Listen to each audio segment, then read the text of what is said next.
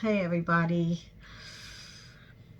it's me, and forgive my appearance. I'm home, so I didn't do anything. I didn't comb my hair, and I'm not hiding my gray, and it just is what it is right now with me. I am doing this video right now to just kind of give you guys an update. A lot of you guys have asked, like, how I'm doing, and I guess want to know what's going on. I've been avoiding, I don't want to say I've been avoiding, but I haven't made time to shoot this video. And I don't want another month or two to pass because I promised y'all a video like over a month ago. And what I found is me not doing that video, my neck's swelling.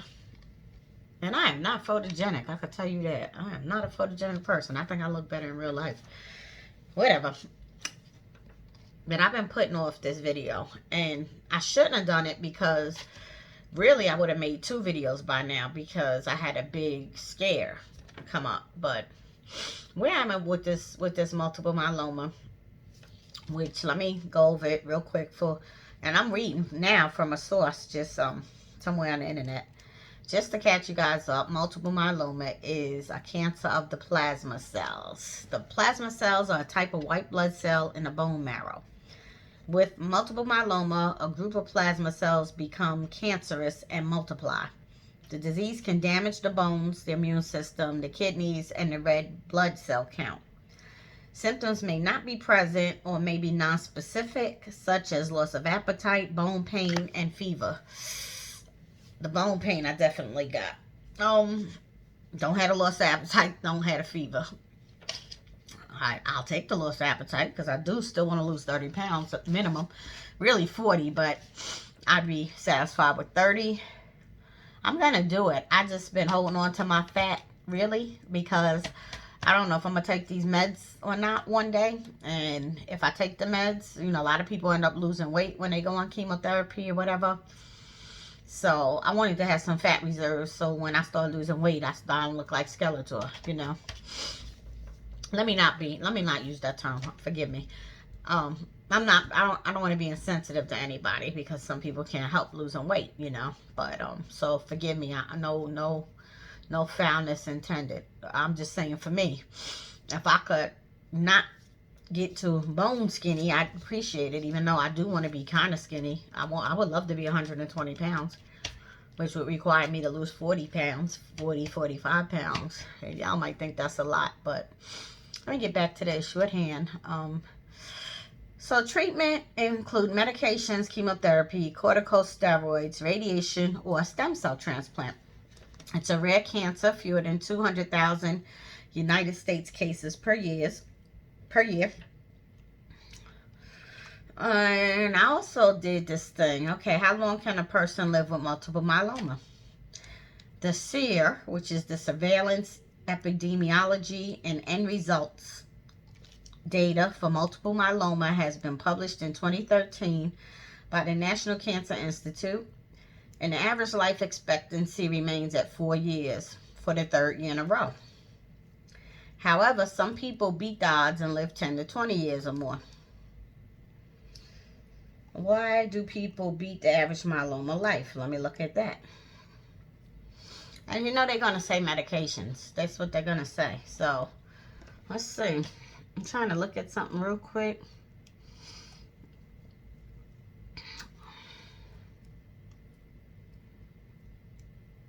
Somebody said, when I was first diagnosed, the data for a person with dialysis-dependent kidney failure was just 3 months, and the overall average was 3 years. Now I am a 7-year and 10-month survivor, so I have beaten the average life expectancy prognosis at the time. And this was with what was called a negative prognostic indicator, which is kidney failure. I don't have kidney failure, thank God. My kidneys are, well, my kidney, I only have one. I was born with one. I didn't find that out till about 5 to 7 years ago. Let's see.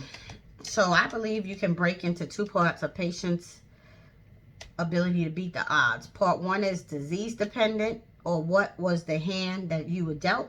Part 2 is related to the level of care that is available to you. And then they say for more information on survival rates and life expectancy, click here. They go into a whole thing, and you can look at this online yourself. Where am I? This is myelomasurvival.com. It's a blog somebody did. If you just pull up multiple myeloma, you'll see it on Google. It comes on the first page. Let me click there and see though. I have to do all this research. I don't want to take time to read this to you. I might go back and read some facts to you after I find them out, because I have a lot of research to do. I've been doing some, so I know some a little bit, but not nearly as much as I need to know to make an educated decision on what to do. So that's where I'm at right now. I feel very stuck between a rock and a hard place, because everything within me is telling me not to take drugs, not to take chemotherapy and none of that stuff. If I take the drugs, let me tell you my reason and why. But every fiber of being inside me says don't take it. But I had considered it for a minute, and see here I am, my neck and back hurt now. But I'm gonna push through it. The main thing, the reason why I didn't want to take them, because the doctor wanted to put me on a 4-drug cocktail. So I hear this is the norm, and the drugs are, and I have to pull them up because they have some, and I'm going to give you the name brands, because the generic names I can't even mess with. I know the first one was Revlimid, which is the brand name, and it's Lena, let me see, multiple, I got to type it in, myeloma drug treatment. I should have just looked. So yeah, I'm seeing it. What's the best treatment for multiple myeloma? Targeted therapy. Targeted drug treatment focuses on specific abnormalities within cancer cells that allow them to survive. And that's what the doctor said he wanted to do for me. He said it ain't really chemotherapy. He said it's targeted therapy. But one of them drugs is a chemotherapy agent. So I don't believe the hype. But let me see what's the main thing used for. Well, let me tell you what he wanted to give me. I'm trying to look it up now. So the first thing I know off the top of my head is the Revlimid, which is also called lenalidomide. That's the generic name. The second thing is, and you can look these drugs up, is a steroid called dexamethasone. The other one, I don't know what it is. It's called Velcade, Velcade. And the other one is Darzalex, Darzalax, something like that. But it would be those 4 drugs, right? And then what really blew my mind was the fact that if I take those 4 drugs to fight the cancer, I would have to take 2 additional drugs. Antiviral, because those drugs are going to wipe out my immune system and make my white counts and everything full. Probably my red count full as well. These drugs ain't without harm, let me tell you. And then I will also have to take a blood thinner, because I had a DVT, which is a deep vein thrombosis in my left calf, back in January 2016 when I was in the hospital, just from laying there not moving, when I had like edema in my legs and everything. I had a DVT, so I had to take a blood thinner there. So once you had a DVT, they want you to take a blood thinner. So now that's 6 drugs, all with side effects of their own, and some of them had the same side effects, and it just, for me, it just sounded like a shit show, for real, honestly, because the damage some of them do, even though it doesn't affect everybody the same, and there's a lot of people that say they didn't have a whole lot of side effects, I have to consider, what if I'm the person that has the side effect? Do I want to deal with that side effect? And like I said, one of the things is it's going to take my counts down, my white blood count and my red blood count. And right now, my counts are good. My counts are within normal limits. So I'm like, kind of like, if it ain't broke, don't fix it. Secondly, COVID-19 is out here. So even if I decide to take these drugs, I'm not going to do it now. I would have to wait till this thing dies down some, right? And The third reason is I have to buy into taking the drugs. If my mindset is already against taking the drugs, then I know the drugs won't work for me, because the mind is powerful, and what you think from the beginning, what you think, thoughts become things. So right now, I'm not bought into the medicinal part of it. Conventional medicine, no. I just really want to fight this thing. I don't even want to fight this thing. Let me say this: I've made peace with cancer. I don't want to fight cancer. What I want to do, because I don't want no uphill battles, is I want to coexist and thrive with cancer. I want to, in my mind's eye, I keep thinking I'm going to be one of the people who live 10 or 20 years without the medicine. I'm just going to live. I'm just going to be a miracle. I believe that. I wholeheartedly believe that. And maybe I'm crazy. I don't know. Maybe I'm stupid. I don't know. But I don't want to make this video too long. I'm already at almost 11 minutes. So let me get ready to wrap up. I promise y'all I'm going to end before 15 minutes. I know y'all don't have a lot of patience. We like short videos, so I'll just make another one soon, and let you guys know what I decide to do. But right now, I got to get myself on the path with the natural. The only thing I'm doing good is juicing. I do my carrot juice. I do at least 40 ounces of carrot juice every day, right? And that's really it. I do my coffee enemas, but I fell off on them because my stomach started cramping a lot, and I didn't like it, but I got to get back on my coffee enemas. I was only doing one a day, and I was really, in the hospital, I was doing 3 a day. They wanted me to do 5, but because they gave me one of these pills in the morning that they didn't want it to wash out my system, they put me down to 3. So really, I should at least be doing 3 enemas a day. At the very least, 1 enema a day, but I got to get there. I came home, I completely crashed. I did good while I was in Mexico, and diet-wise, because somebody was cooking for me 3 times a day and bringing me the food, and all I had to do was show up and eat. I got home, and it got real overwhelming for me. Trying to juice, trying to do the enemas, trying to eat right, and let's be honest, too. I like food, and I like comfort food, and I'm an emotional eater, and my emotions is crazy nowadays. So not just for my situation, but I've lost some friends due to this damn COVID-19. I'm an emotional eater, and I like to take comfort in food for whatever reason, and I gotta really change my mindset and learn how to eat to live instead of living to eat. But I ain't there yet. Okay, I'm not there. So until I get there, this is what I'm working with. This is what I'm dealing with. This is what I'm struggling with. So I need to turn to a vegetarian diet, or at least go back pescatarian. But even pescatarian, the only fish I really need to eat is mahi or salmon, something like that. But I need to let go of sugar. I need to let go of processed foods. I need to let go of meats. I need to let go of white flours and things like that. Anything white. Trying to do this Gerson diet or the square one diet, those two also require, I don't think they eat a lot of grains or even legumes like lentils, and I love lentils. And when I was pescatarian, I was eating a lot of lentils, so that's making it hard for me as well. I can't eat tree nuts. I can't eat walnuts or cashews, and that's what most vegan diets that make things, usually they're made with cashews or walnuts to make their meat substitute. So that's kind of tough. I don't know what else to do. I'm just struggling, y'all. Honestly, that's where I'm at. I'm struggling. I'm having a hard time knowing what to do for myself. Because I have to learn about this cancer. This isn't a cancer I knew about, Not that I really know anything about cancer, but this is one that nobody in my family's had, And then I got stuck with a real reality that I'm going to talk about on my next film, involving my uncle. So remind me to share that with you guys. But that totally rocked my world, and had made me second guess myself doing this holistic approach. And it's a lot going on inside my head, and I feel very alone. I tried to join a couple of support groups, but people who have dealt with this for so long, I almost feel lost there, because they speak a whole different language that I don't know what they're talking about most of the time.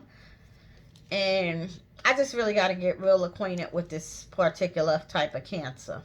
So I'm struggling. I'm having a hard time.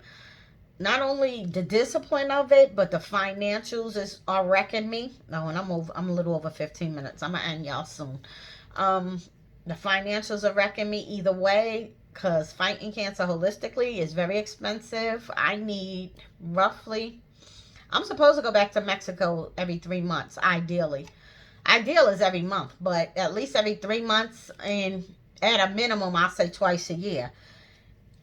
But really, I have my supplements I have to get from them. There is one, maybe the others I can get in the US, but there's one called Apatone that I can't get in the United States. And it's a blend of vitamin C, high dose vitamin C, and K3 together. I don't know why you can't get it in the United States. I don't know, but I got to look into that as well. But that one by itself is like almost $2,000 for a 3 month supply. The other meds I was taking, something called Acidol, something called pancreatine, something CoQ10, niacin. What else was I taking? I take black seed oil pills, potassium, liver capsules, a thyroid pill, something. I don't know why, but that's what they gave me in Mexico. But them supplements right there, those are like $2,000 for a 3 month supply of the combination of those. So roughly my supplements every 3 months come to $4,000. I'm supposed to at least go to Mexico and get them. So tack on what, another $1,000 for my flight and my stay. And ideally, so that's at $5,000. Ideally, you should at least go back for the minimum they have is 3 months. They really want you to come back for at least a week, which a week in at the treatment facility is $7,000. So 7 plus 5 is $12,000. So realistically, to work on eliminating this thing, I would need $12,000 every quarter. That's 24. That's $48,000 a year. I don't have it. I don't. So the most I could probably do realistically is, let's say if I do 3 times, that's going to be what? I said 12, 36,000. That's still a lot. I'm lucky if I could come up with 12,000 and go one more time, being honest with you guys. And that's with putting all these 3 tax returns I haven't done yet together. Putting them together and then trying to save up some money or whatever. Hoping for a miracle, whatever. Stimulus, whatever. All of it together. But I got to get back to Mexico soon because I'm almost out of supplements. They were saying they didn't want the cancer people to come while COVID-19 was going on, and they wanted us to send a friend or a relative like across the border to get our meds. I have a cousin I could ask to do that, but I didn't want to risk them either. I think the people, if they come with the money, the people will send a car, I think, and let them get it and take them back. That's another, I'm going to say at least $100 just for them to pick them up and take them back across the border. They was charging $100 one way. I might could talk them into $100 each way, but I might have to ask my cousins to do this for me once I can get the money up. Because it don't make sense for me to go unless I'm going to get the treatment. And I was hoping to at least have the 3 days worth of treatment money, which is $4,000 for 3 days worth of treatments. And I could take all the treatments, all the IV stuff and infrared stuff and oxygen chambers and all of that stuff, right? And all of it did help. I don't care what nobody say, it did help because my M protein, my M spike did go down. In my labs, I got to make a chart of everything, like an Excel sheet, and just put everything on it because I got to really keep up with things. And it's hard. I got a lot of work, y'all. I got a lot of work to figure out this cancer thing. But this is where I am. I'm in between. A rock and a hard place. So I'm going to end now and just say, that's why I don't like to talk about it. I don't like to say when people say, how you doing? Because I don't know how I'm doing. I'm lost.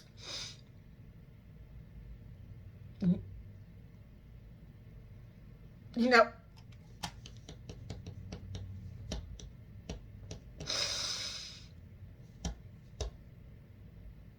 I'm going to get through it.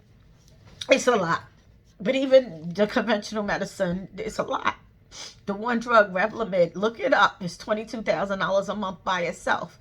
Yeah, they have things where you could apply for and get co-pays and things like that paid for, but I still hear about people having to pay like $800 a month out of pocket for it. I don't have that kind of money. That's one drug. You know what I'm saying? And I don't want to get stuck taking something and they say they're going to pay for it, and then like 6 months in they decide they're not going to pay for it anymore. I don't want to get stuck like that either. I don't do well with uncertainty. I really don't. And right now everything's uncertain.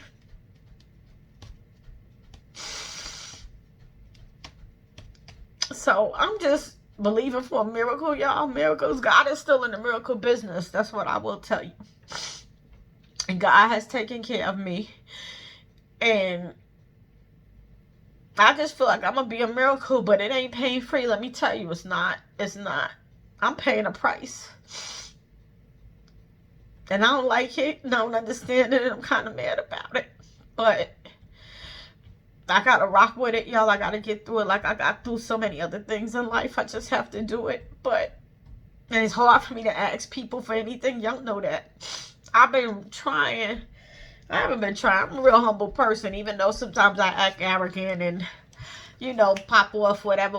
But people who know me, that know my heart, know I'm a real humble, sensitive person. I just put on a front on the outside because I've had so many things affect me and hurt me over the course of my life that I just don't like to let too many people get too close to me. I don't like to show weakness. I don't like to show vulnerability. I just kind of deal with whatever I'm going through, but I'm allowing y'all to see me vulnerable. Now, I choose to share my journey this way because being that way ain't really doing nothing. You know, ain't accomplishing nothing, and somebody somewhere might need to hear this, might need to know this, might be going through something like this, and this might help somebody. So I choose to share my journey. So, I don't care about people who don't like me, because some people say don't put your business out because some people who don't like you might be happy about it, whatever. I don't care about that.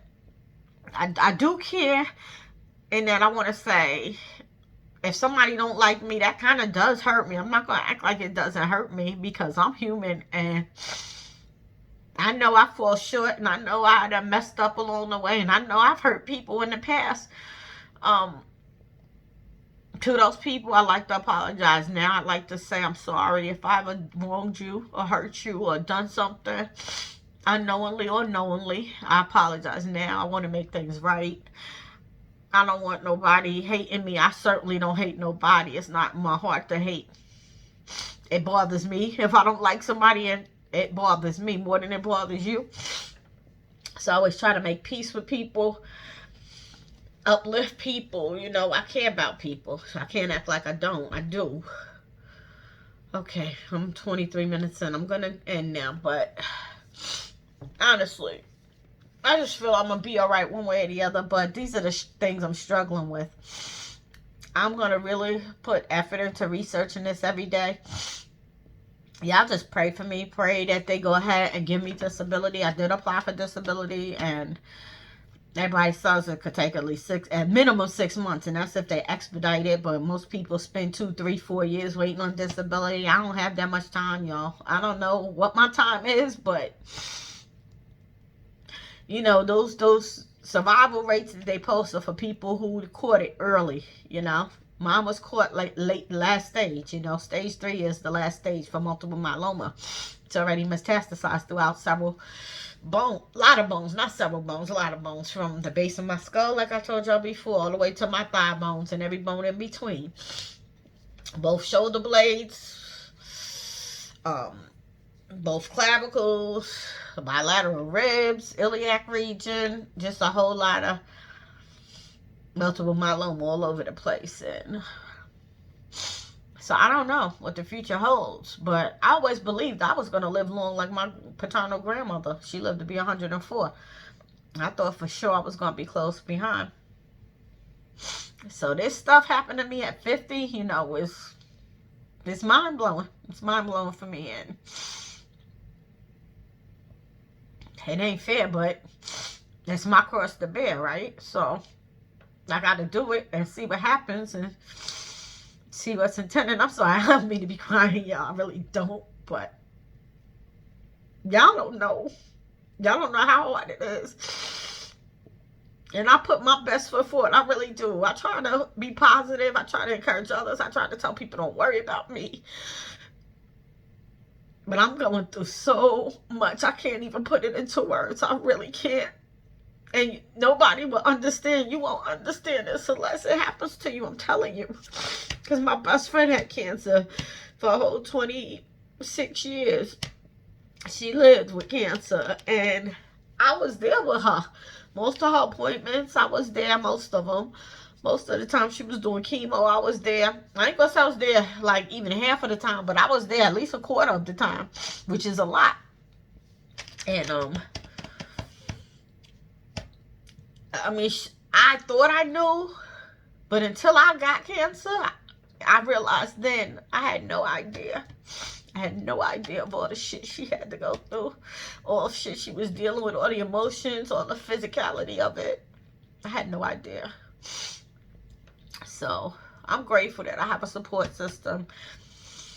I'm grateful I have people who love me and friends and family that care about me, people that try to help me financially. I appreciate it, y'all. From those of y'all that gave me $1,000 to those of y'all that gave me $10. I appreciate it. You know, it's real hard for me to ask people for stuff. People that know me close know if I ask you for something, that it truly be my last. You know, I really have to ask you. I always used to joke and tell people, if I ask you for something, you better give it to me, because you best believe I done turned every stone trying not to have to ask you for something. And now I find myself in this real vulnerable position where I need, you know, I've been a giver my whole life, and I'm so comfortable in the giving position, and I'm so uncomfortable being a receiver and feeling like I'm begging. It's hard. It's really hard on me. But I have to do what I have to do, right? And I made a coined a phrase a long time ago. I'm almost positive I made it up. And I always say you can't save your face and your ass at the same time. And I'm in the ass saving business. You know what I'm saying? That's what I tell people. I'm in the ass saving business. So now it's time for me to save my own ass with a little help from my friends, you know. It's a rough road, y'all. It's rough. I didn't mean for this video to be almost 28 minutes. It is. I'm sorry. I'm going to end there. I promise.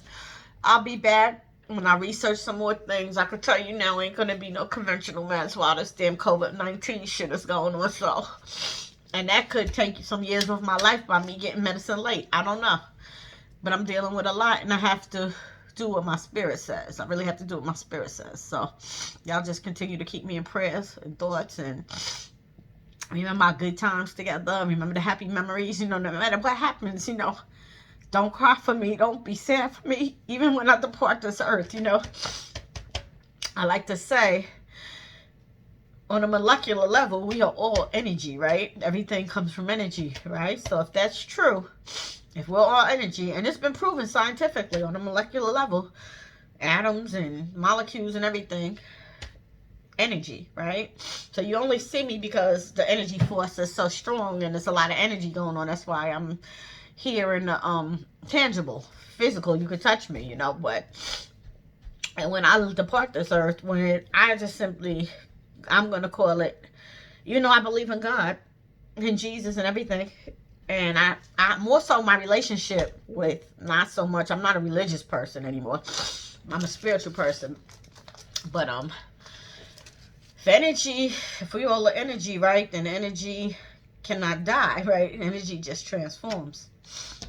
So I'm just going to be transitioning onto whatever else. I'm going to transform into whatever. So don't cry for me, you know. Celebrate my life. Celebrate my heart. Be good to people. Seriously, y'all. Be good to people. You just don't know what people are going through. You know, each day we spend, we choose to be mean and aggravated and snotty to people. And you don't know what that person's going through. So always put your best foot forward and try to be an inspiration to people. Try to leave people in a better place than when you found them. That's my goal. Every time I make an encounter with somebody, I want to touch their life in a way that they feel better for having encountered me. So just celebrate me no matter what, y'all. Here we go. We're going on 30 minutes. I'm in this film. I might not even post it because it's too long, but I'm going to say peace, y'all. I'm going to say peace. It's always peace. No matter what, it's always peace, y'all. Me and my glory. Look at all my glory, y'all. I just really don't care. I just don't. But that's what it is. I'm tired of, you know, what I'm fighting for. What I'm doing things for. Dyeing my hair for people who don't care about me.